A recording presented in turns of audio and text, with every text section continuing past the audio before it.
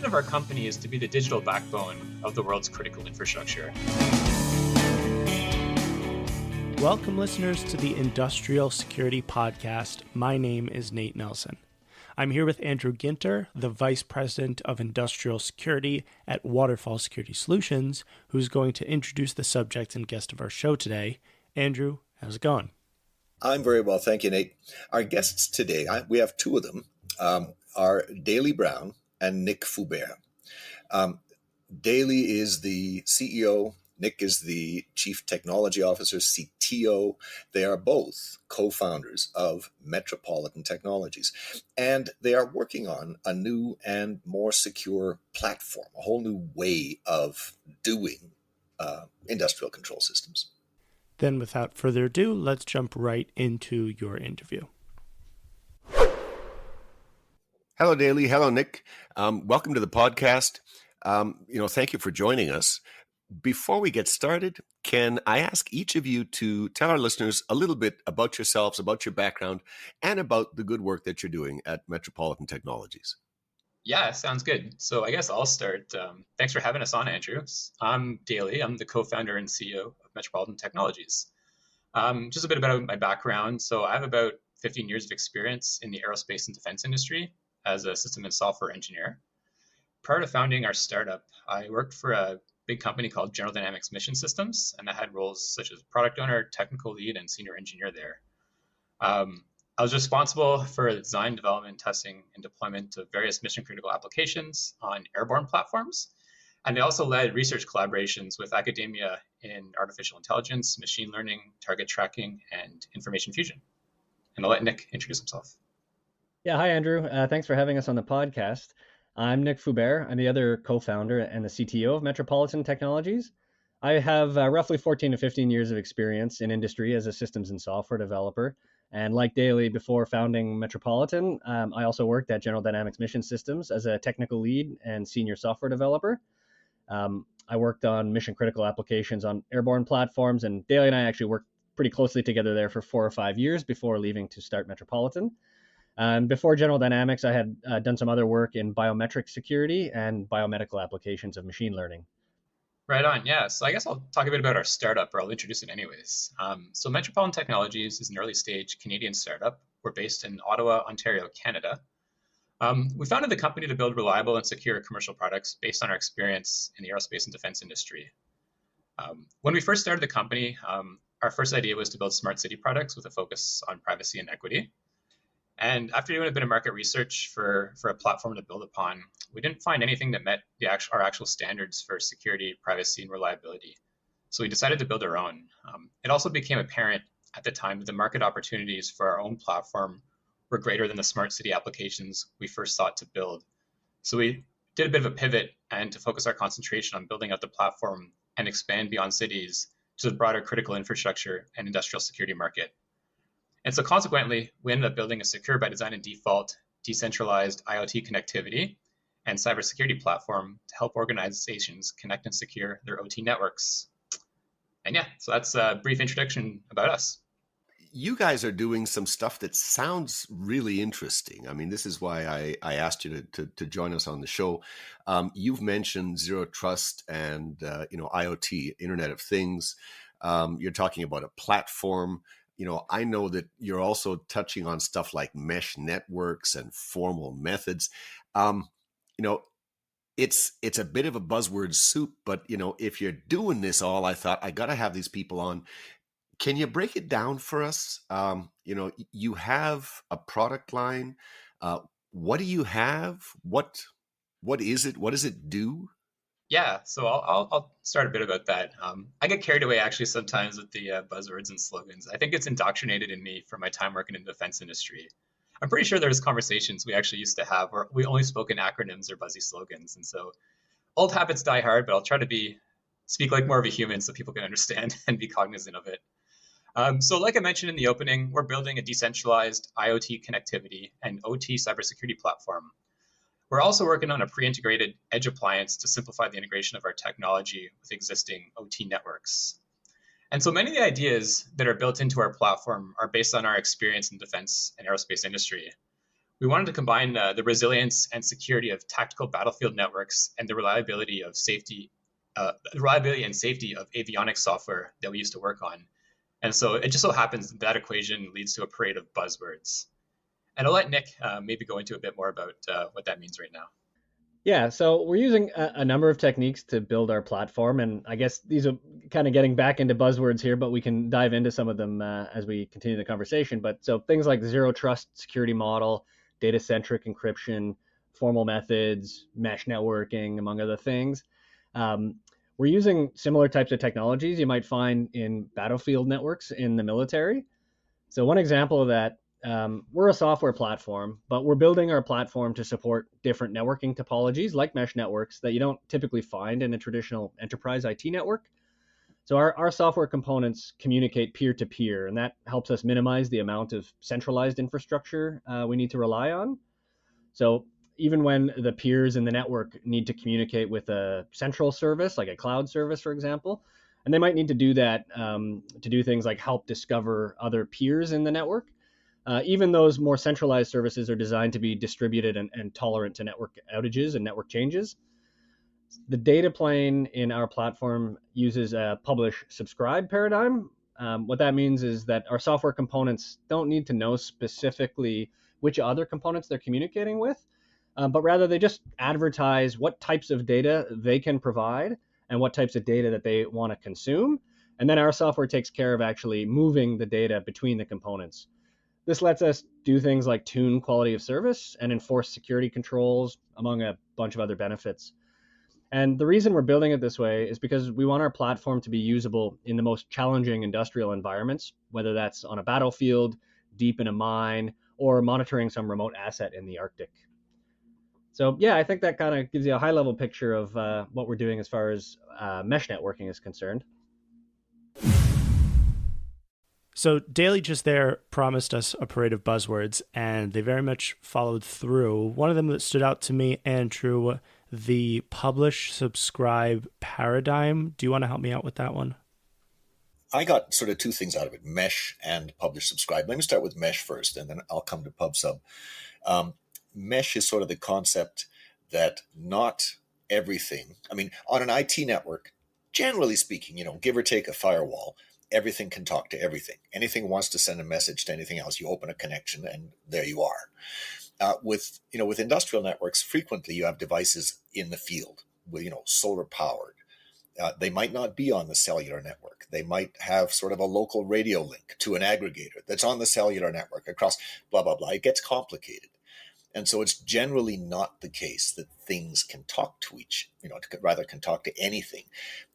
They can talk to their neighbors and they can pass messages along. And this is the essence of mesh networking. You see it used sometimes in meter reading, where not every meter might have a SIM card that lets you on the internet, or not every meter might be wired into something, and a local community of smart meters might talk to each other and find the one that has the connection to the fiber optic backbone and send all of their readings into there. So this idea of a mesh network where devices cooperate in a challenging communications environment is something you see in sort of limited applications of industrial networks. And, these folks at Metropolitan Technology, they want to make this sort of intrinsic. It's the natural way that everything in their system communicates. And when they communicate, they don't make connections like TCP connections. They don't connect to each other. It's hard to figure out who to connect to. When they communicate, they just say, here's what I've got. I've got meter readings for this address. Here they are. And anybody who wants that information subscribes to it. So sending it out is called publishing. You give it a tag, meter reading -4- this address, and you push it out. And anyone who wants that subscribes. They say, I want all of the tags that start with meter reading. And because this would be the consumer, the accounting system. So this is the concept of mesh. This is the concept of publish, subscribe. You don't connect to things. You just push out what you have, and other people, consume it. And, the pub sub is also used in industrial networks. Some, a small number of big name industrial vendors, like 20 maybe even 30 years ago when PubSub just sort of was invented, adopted PubSub wholesale, and one or two of the big vendors out there use it internally everywhere. But even everybody else in the industrial world, most of them use publish subscribe to talk to the cloud, because the MQTT protocol has emerged as the dominant way to talk to the industrial cloud or the Internet of Things cloud. And MQTT is intrinsically PubSub.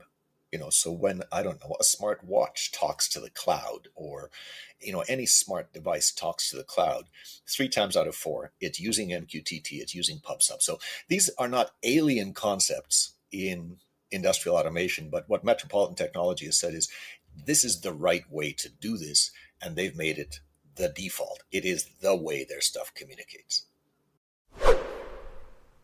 So, if I may, a clarifying question. I heard you use the phrase data plane, and I hear people use that phrase from time to time, and I've never figured out really what it means. In my understanding, in deep history, it might have come from telecoms, where you tended to have maybe 2 sets of wires, one for communicating, the voice communications, the phone calls back 50 years ago, and a separate kind of communications mechanism for communicating, metadata like call setup or billing or who knows what. Today, we're talking the internet. What's the difference between a data plane and any other plane in the internet, if you can? Yeah, so I can jump in right here. So we kind of divide our system up into 2 different planes, or we call them planes. We call it, one's a data plane and one's a management and control plane. And the reason we differentiate this is because the actual means of communication are slightly different. So when we say our system's decentralized, we mean the data plane of our system's decentralized. And we consider the data plane all the operational technology data. So sensor data, actuator and control data, and the other type of data you would find when, for example, working with an industrial control system. The management and control plane, we consider that things like access control, security policies, the health and monitoring of the actual application, things like that. And so that part of our platform can be centrally managed and locally enforced, but that's why we differentiate between the two. And I don't know, Nick, did you want to jump in there and clarify anything? Yeah, I think you covered most of the points, and we'll get into a little bit more about our zero trust security model. But I think Daly mentioned our platform is a software platform, but we organize it in 2 layers as far as the communication infrastructure goes, and we have an outer layer that kind of provides a level of perimeter security. So there's an encrypted outer layer, and then the inner layer of that is another separately encrypted layer of data, and that's typically what we refer to when we're talking about the data plane. Just so I'm clear, like I said, I'm old school. I've for decades, I've wondered what this stuff means. What I'm hearing you say is that in the modern world, it's more or less all internet protocol at the core, but we're talking maybe a different set of TCP ports or maybe even UDP ports, different set of protocols for the data plane, which is sort of a collection of protocols and services that are focused on, moving the data around or managing the data, and the management plane that is more a set of protocols and services focused on managing the system, configuring the system, rather than dealing second by second with the data. Is that fair in terms of terminology? Yeah, I'd say that's a pretty good way of describing it. Okay, sweet. Because I've always wondered if it's, something much more exotic. So thank you for that. You have it right. And it's a good, the example you gave earlier about the wires and the metadata for the telephone system, and then the actual the voice part of it is a pretty good analog to that. So let's dig into some of your other concepts. So, you've mentioned mesh. You've mentioned mesh, you've mentioned cloud, you've defined a mesh communication system. What are you using it for? Sort of what's the next layer of functionality you're building in? Yeah, so let's maybe talk about the zero trust security model of it, because that'll describe a bit about the kind of the shell of how it works, and then we can kind of dive deeper into some of the other technologies that we're applying to make the system secure. And so just related to zero trust, our platform, we built it from the beginning to have a zero trust model. And the idea of relying on something like perimeter security for a software system never sat well with me, even before the term zero trust became sort of mainstream. And so it's one of the reasons we sought to build our own connectivity platform is that when we were doing market research, we found that there's too much implicit trust in many of the existing solutions. And so we built our platform, as Nick mentioned, to consist of two independent security layers, each with their own zero trust security model. The outer mesh network layer that we've built can overlay untrusted and unsecured networks. And so each node in that network is mutually authenticated continuously, whether it's a service, user, or device. And so this provides broad protection against what we'd call like outside threats to an OT network. And then we have an inner peer-to-peer layer that provides data-centric encryption, ensuring that all data in our OT network is accessed on a need-to-know basis. And so this inner layer provides very fine-grained control over who sees what and who can connect to whom, helping protect what we would say the OT network against insider threats. And so these access control policies are locally enforced at each node in our network. And this ensures that the zero trust security model is enforced even if we face network partitions or outages. And so we take the idea of zero trust even further than that, actually, further than the conventional definition that includes only users, assets, and resources. And we bring it to the actual granular data level so that even within a software process, there is zero trust regarding what data can be read or written by that software process. And I'll just say there's actually some other practical benefits of our approach to this too, especially at the convergence of IT and OT networks. The outer layer provides like a well-defined perimeter in which to hunt for threats. And so nodes in the network outside of our software-defined perimeter, I'll say, could be considered outsider threats. And we're mostly concerned about preventing sort of like denial of service attacks there and those types of threats. And then nodes that inside the perimeter could be considered insider threats. And then in addition to sort of denial of service attacks, we're concerned about the confidentiality and integrity of that data that's being passed around. But because of our security model, it makes the problem of intrusion detection easier inside our mesh network. And the data-centric security part of our system preserves the integrity of the data, even if somehow some sort of node were to be compromised. And so we have our defense in depth architecture provides a lot of, I won't say guarantees, but as much to the extent as possible, protecting the actual integrity and of the data that's being passed around. At this point, I think the term zero trust has been used at least a dozen times in your interview, Andrew, and it always makes me cringe because of how that term is thrown around in IT. Are we using the term zero trust here in the same way that I'm used to it in IT spaces? Kind of. I mean, zero trust has evolved. My original understanding of zero trust was basically what you do on the internet. If you want to log in, if you want to connect to anything sensitive that involves money, you have to give a password. You have to have an encrypted connection. That was zero trust. You don't give someone money just because you like their IP address. The way you might trust someone on an IT network, old school. The modern sort of vision for zero trust has evolved into something that's loosely sort of marketing talk for Active Directory. If you look at a lot of the zero trust standards that are coming out of NIST, the U.S. National Institute of Standards and Technology, they're talking about zero trust as single sign-on, where instead of sending your username and password around to every machine, everything you want to do, you sign on once to a zero trust broker, which is an Active Directory server, and you get back a Kerberos ticket, which is sort of an encrypted thing that represents you and your credentials, and now you can go to the print server or you can go to the SAP server and not be challenged for another password. That's sort of the thing on IT networks. What I heard Daly and Nick talking about here was sort of zero trust taken to an extreme, where every message that is exchanged in the system is authenticated somehow, not just every login, every message.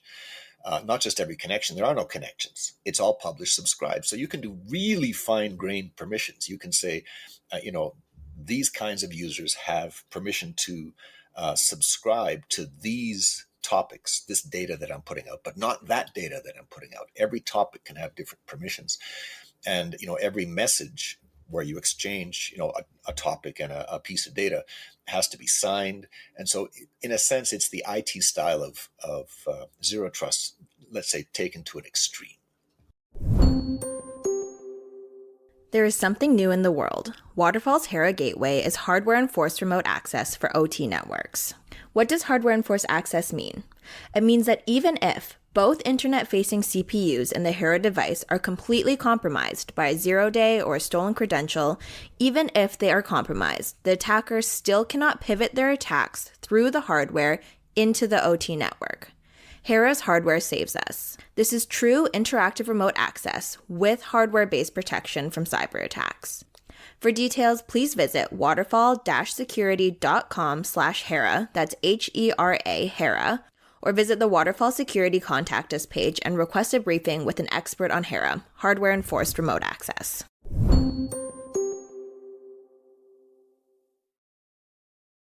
So thanks for that. So, we've talked about mesh. We're talking about, authentication, constant authentication within the mesh. This is, in a sense, the nature of zero trust. You've also, I know that you guys touch on formal methods, and this, drew my attention. I mean, correct me if I'm wrong. Can you tell us, what are you doing with formal methods? And, if you might sort of correct my misconception if there is one. When I hear formal methods, I imagine we're proving things correct. Now, I know formal methods might actually be a little different from that. Can you talk about, for you, what is formal methods and what are you applying it to? What's the goal? What are you achieving with that? Yeah, so in short, you're right. In essence, formal methods is about proving things correct. So formal methods essentially are rigorous mathematical techniques to specify, analyze, design, implement, or verify a system. And I know a lot of people get scared or maybe bored when the topic of math comes up, so I'll try to keep it more high level here for your listeners. So under the umbrella of formal methods is another concept called formal verification, and that's where you're proving the correctness of a system with respect to some formal specification or property of that system. So examples of that typically are like safety or security properties. And traditionally, outside of academia anyways, formal methods have been used mainly in the most safety and security critical systems like avionics. And that's mainly due to the expertise and the specialized tools that are needed or were needed anyways. But we're starting to see more traction across industry as awareness grows of these tools, and the tools are actually becoming easier to use and to apply. So one example of their use in industry actually comes from our home province of Ontario, where formal methods were used from the design through the verification of a software-based shutdown system for the Darlington nuclear generating station. So I think they spent about a decade working on formal methods, again, across design through verification to ensure that the shutdown system was in fact safe.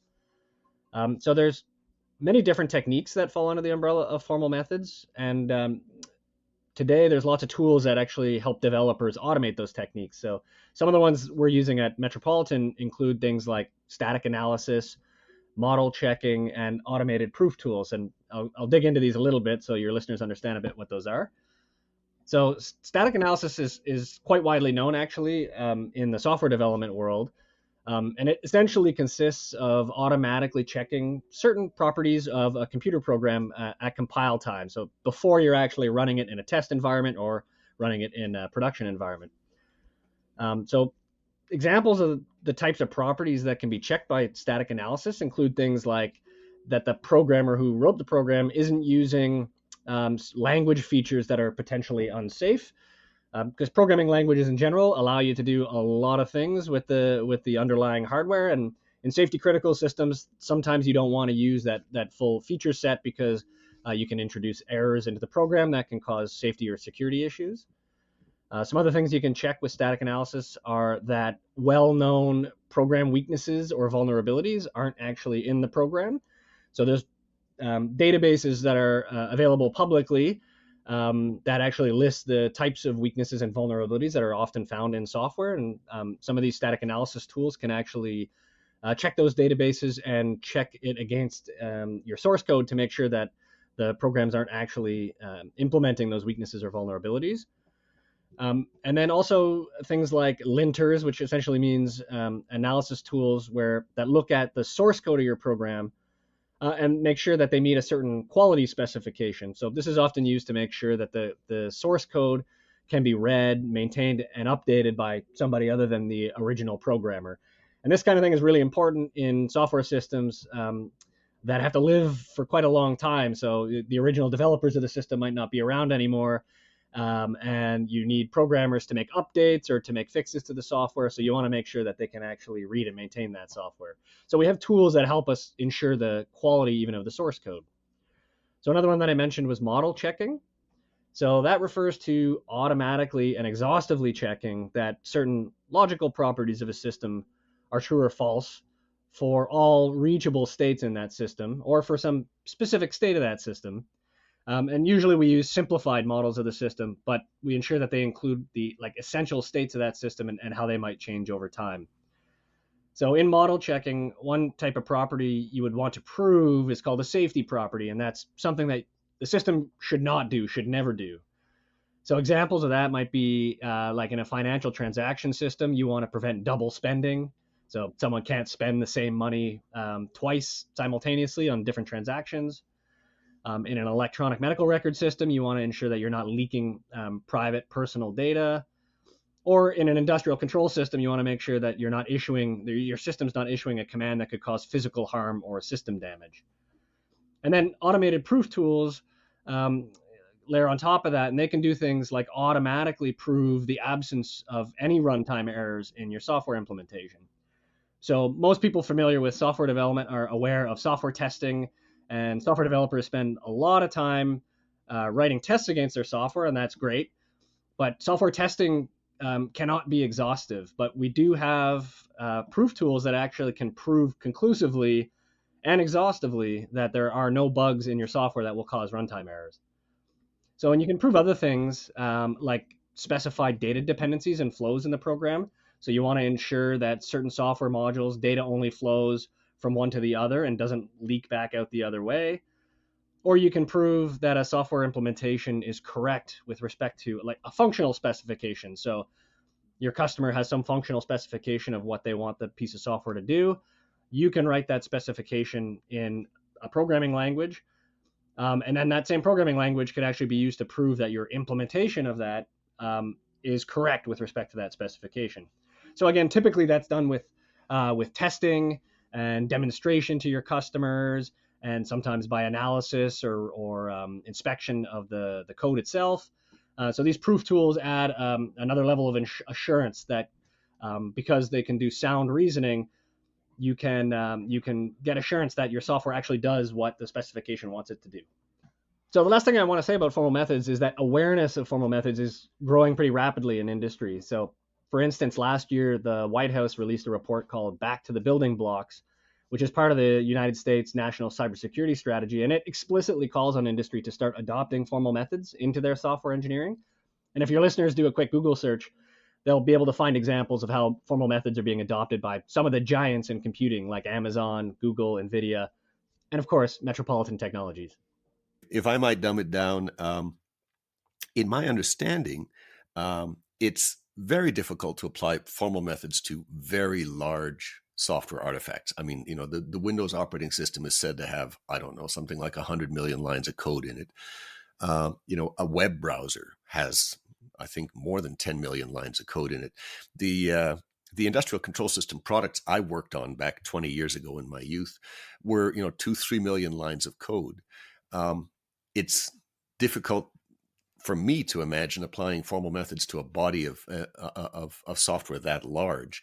And so in my dim understanding, dumbing it down, we use these techniques on smaller software artifacts, or possibly even with a larger artifact with a specific goal. So, for example, Waterfall produces a unidirectional gateway. Now, we don't, to my knowledge, I'm not part of the dev team. To my knowledge, we're not doing formal methods, but we have been certified against common criteria. Common criteria is a kind of certification. The way it works is the vendor makes a claim. We claim the hardware is truly unidirectional. It does not matter what you do to the software. It's not physically possible to send any information back in the other direction. So you make a very specific claim.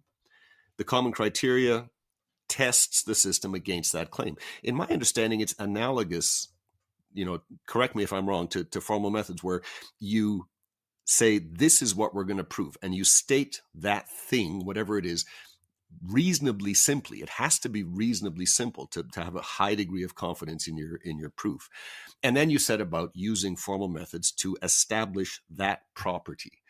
Can I ask you, what properties have you focused on in your use of formal methods? What is it that you believe that your customers or the marketplace are going to want, to have a high degree of assurance for? You make a good point. Formally proving properties of a whole industrial control system or an operating system with millions and millions of lines of code is an enormous undertaking. And so we're very aware of that.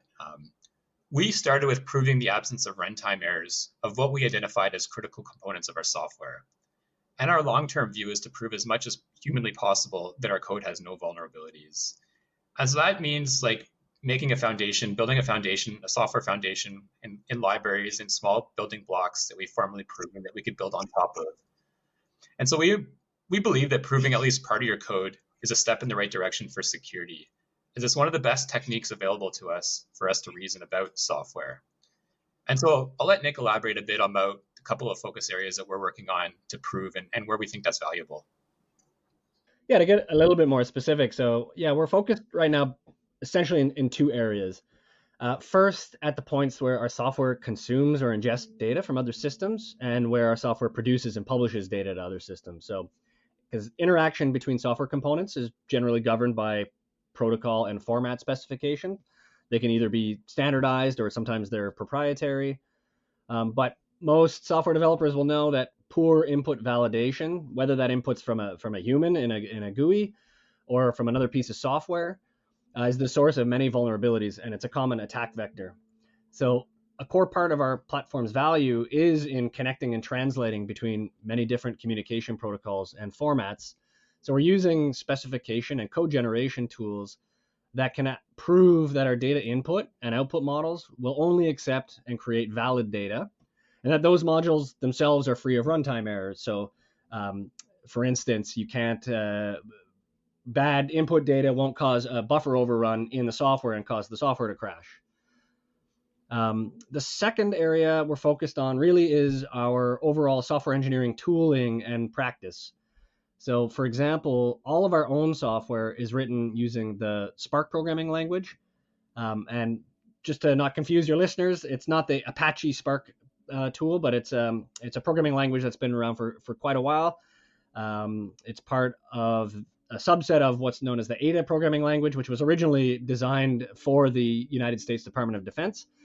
And it's a mature but modern language designed for the most safety and security critical systems. So using Spark as a programming language gives us a high level of software assurance as a baseline, because the language itself was designed for critical systems, and it includes a bunch of features that help programmers write error-free programs. But on top of that, it also allows you to progressively apply additional methods to prove critical data flows, program integrity, and functional correctness, things I was talking about earlier. And so the ability to progressively apply these methods means that you don't have to fully prove a program or an entire system from the get-go. You can focus on your critical components first. So again, in our case, we're mainly focused on where data comes in and how data goes out, because those are aspects of the system that we have less control over. And we're using the higher assurance proof tools on those components first, but we're building all of our software using this language that's going to allow us to progressively increase the assurance in areas that we deem to be of higher criticality. Let me ask you, though, a hard question. I remember this was maybe close to a decade ago. The SSH protocol, a bunch of mathematicians proved the protocol correct. What does that mean? They proved that if an implementation complies with the protocol, if there's no defects in the implementation, then the protocol could not leak key information into the internet, into anybody, so that the keys for the communication would always be secure. A year later, they broke the protocol, not an implementation. They broke the protocol. They demonstrated how every compliant implementation of the SSH protocol could be manipulated into leaking the first 14 bits of the key information. How did they do that? It turned out that the mathematical proof proved an assertion, no key information leaked, proved the assertion at a certain level of abstraction. What they did was they said, well, we're using the internet, we're using TCP, and they modeled TCP mathematically as sort of a tube where you stick characters in one end and they come out the other end, either in the same order, the same characters, or the connection is torn down. That's sort of the assumption, the mathematical model they had of the TCP protocol. And of course, everyone knows TCP is messages, and you can fit multiple characters into a single message. It's not one character at a time, it's sort of messages at a time. And they used a timing attack to prove that every compliant SSH implementation could leak the first 14 bits by taking advantage of information about messages that are sent back and forth and the timestamps in those messages. And so really, they attacked the protocol below the level of the proof, below that level of abstraction. Can you talk about sort of applying this principle to your system? What is, at what level of abstraction are your proofs? What, bluntly, should we believe these proofs? Yeah, so you make some good points. Formal methods can be applied at multiple levels. So like you mentioned, at the specification of the protocol, in this case, SSH, you can apply them at the systems level. For example, proving a distributed system has various properties. And you can apply them at the implementation level. And this is where we are concentrating. But also, like you mentioned, they're only as good as the specification in which they are proving. So it's not a panacea. One of our main assumptions, though, is the costs of integrating formal methods into our engineering processes are coming down to the point where the benefits outweigh the costs, even for a startup. So even though it's true that if there's a flawed assumption in the specification, then even the implementation and proving implementation itself against that specification could also have flaws. We are human after all, writing these specifications.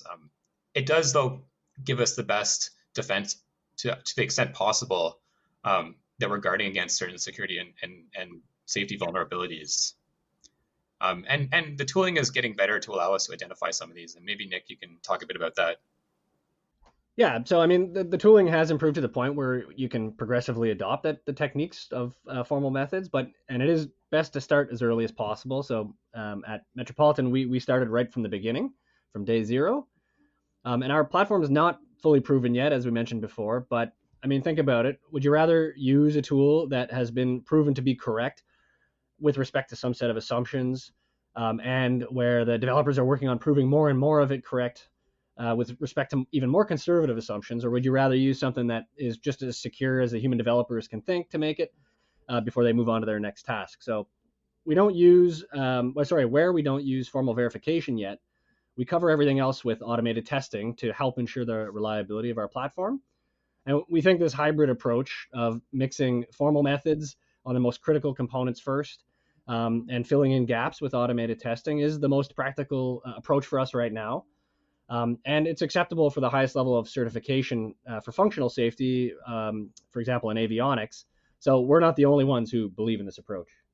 So I think maybe to get back to the example you give and just bring this back up to a high level, One thing I think is important to bear in mind is that I think adopting formal methods into your engineering process forces you to do a bit of thinking in advance. So, for instance, in the cybersecurity space, your formal proofs are only going to be as good as the models you've developed to eventually develop your software and prove that software correct.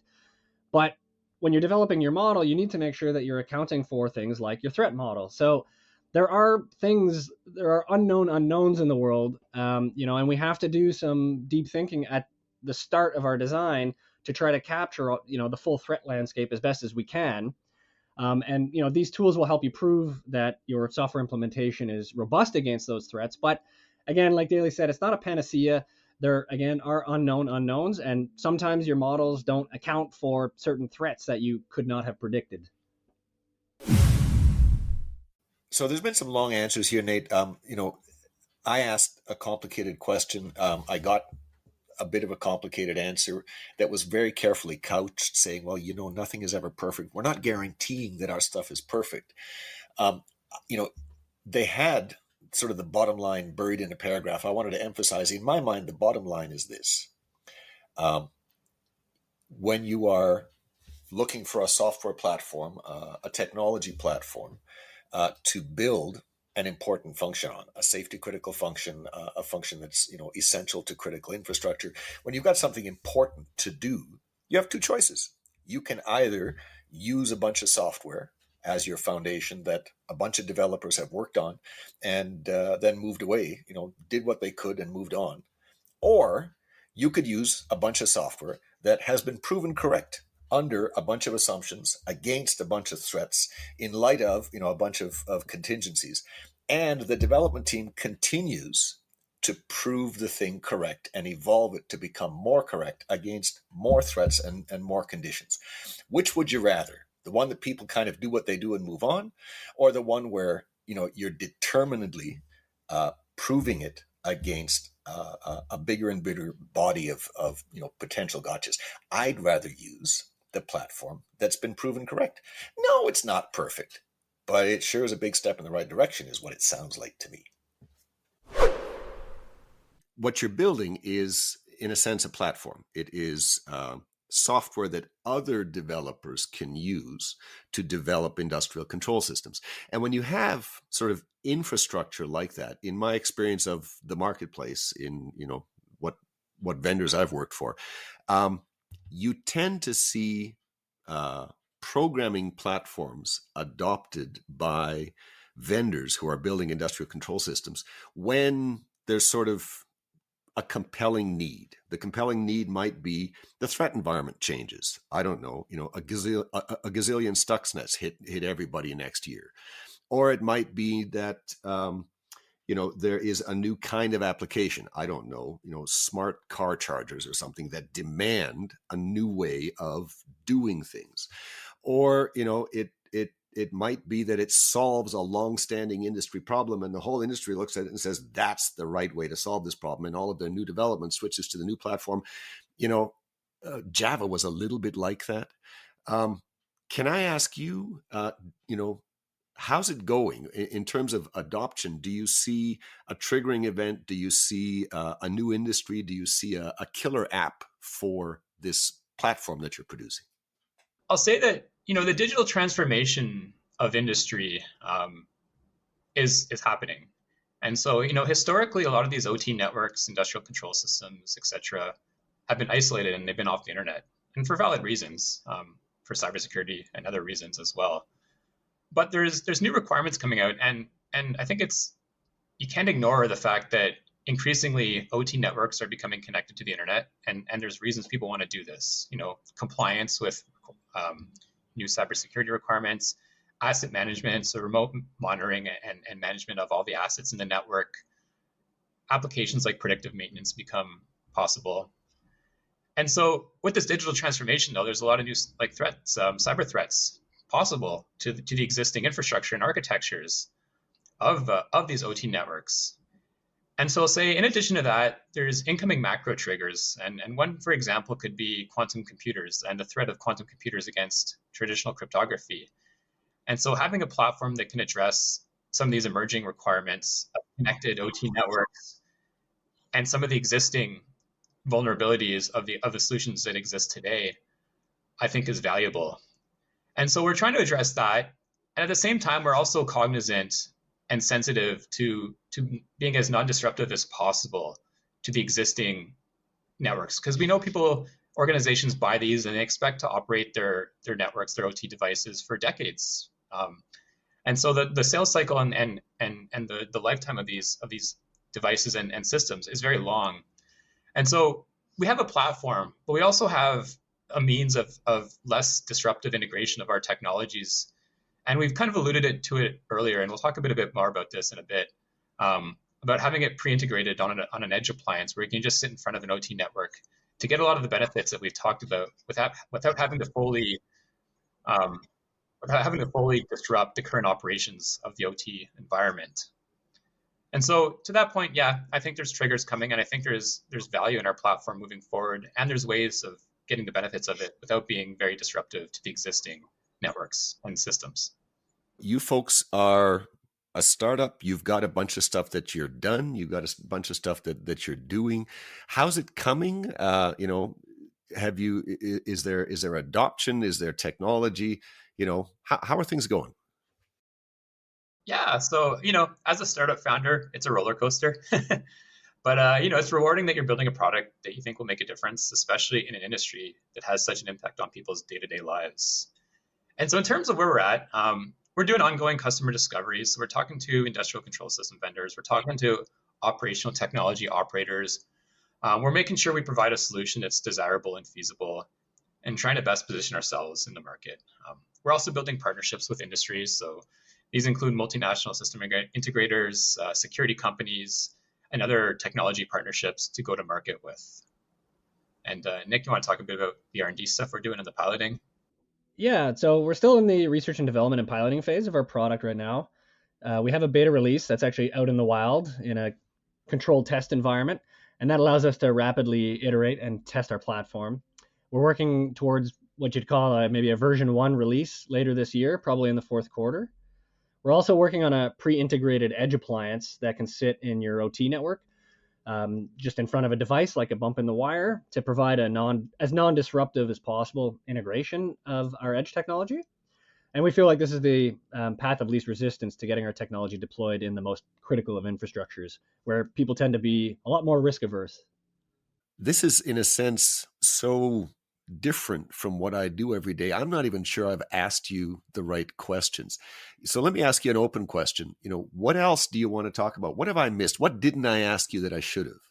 Yeah, actually, that's a good question. And there's a really cool pilot project that we're working on. So we're working on a quantum safe version of our platform specifically for industrial control systems. And we're using the DNP3 ecosystem, which is a pretty standard protocol used in utilities, as the first use case for this new configuration of our platform. And we're ensuring the protocol is secure against existing and emerging threats, such as quantum computers. It's a very exciting project, and we're working with really bleeding-edge security technologies, and we're integrating a brand new state-of-the-art cryptography, which has been independently proven to have information theoretical security. And so what that means is it's a system that's secure against adversaries with unlimited computing resources and time, such as a quantum computer. And I just want to clarify, this is not the same thing as post-quantum cryptography, which has been quite a bit in the news lately, and which NIST has recently standardized, and also which OT operators will be expected to adopt in the future, and which we also support. But it's actually using a different type of key distribution technology altogether. And so we're part of a consortium of a bunch of world-class companies and universities delivering this capability. And I'm just going to shout out our partners. And so it's Thales, Digital Identity Services, which is a group from the Thales multinational French company, Quantum Bridge, which is a Canadian startup, and the University of Toronto. And funding has been contributed by one of Canada's most prestigious funds as well. And there's actually going to be a public announcement in the next few weeks about the project. Well, Nick Daly, this has been educational. I love episodes where I learn something. Before we let you go, can I ask you? Can you sum up for us what should we be thinking about, learning about in this space? Yeah, thanks a lot for having us, Andrew. This has been a great experience. So I guess what I'll end off saying, though I might be preaching to the converted, is that cybersecurity shouldn't be an afterthought, especially in critical infrastructure systems. These systems are essential to our day-to-day life, and I think that we, as in the general public, often take their reliability for granted. It should be table stakes that cybersecurity is intrinsic in the development of any operational technology. And we take that very seriously when we say that we are secure by design and default. I don't know, Daly, if you want to wrap it up. Yeah, so I'll just say, the vision of our company is to be the digital backbone of the world's critical infrastructure. And we don't consider ourselves like a traditional cybersecurity company. We're a connectivity company that takes cybersecurity seriously. And we aim to market a product that's easy to integrate and secure from the ground up, allowing organizations to reap the full benefits of their digital transformation and at the same time increase the resilience of their infrastructure. And so I'll just end by inviting all the listeners to connect with us on LinkedIn or send us an email to schedule a demo or just chat some more about the technology we're building. And we're always looking to collaborate, partner, or pilot our technologies with other organizations. So we hope that what we've discussed resonates with some of the listeners out there and we can continue this conversation. And so thanks again for having us, Andrew. And we'd love to come back on the podcast in the future to catch up. Andrew, that just about concludes your interview with Daly Brown and Nick Foubert from Metropolitan Technologies. Do you want to take us out now with a final word for our listeners? Sure. I love episodes like this where I learn stuff, and I've heard of formal methods for a long time, and they slowly are making inroads in different industries. So it's I was keenly interested to see how these folks were using it in the industrial control system space. To me, the challenge, and in the interview here, it's clear that Nick and Daly understand the challenge. The challenge, business wise, with this kind of endeavor, is that you're not selling the platform to end users. Okay, to power companies. Power companies don't buy this kind of platform because, as much as possible, power companies really try hard to avoid writing code. They want to buy stuff, not write stuff themselves. You got to sell this stuff to people who write a lot of code. So, who in the industrial space is writing a lot of code right now? Well, to me, the huge opportunity is renewables. It's taking what the oil and gas sector that is being transformed, taking the electric sector that's being transformed. There's a lot of new code being written, not just existing control systems that have a new feature or 6. We're talking brand new stuff for electric vehicle, high-speed chargers and load balancers within the grid for the high-speed chargers. A whole bunch of new code being written, and to me that's an opportunity. Is these developers, these businesses who write in that code are looking around for the platforms they're going to use. Is it the same old, or is there something new and better? Because when you start the process, that's the huge opportunity for embedding a new platform and a new way of thinking about it. So that sector strikes me as ripe for innovation like this, and it's lovely to see that there's options like this in the marketplace. We'll have to see how they shake out over time. Well, thanks to Daly and Nick for elucidating all of that. Andrew, thank you for speaking with me. It's always a pleasure. Thank you, Nate. This has been the Industrial Security Podcast from Waterfall. Thanks to everyone out there listening.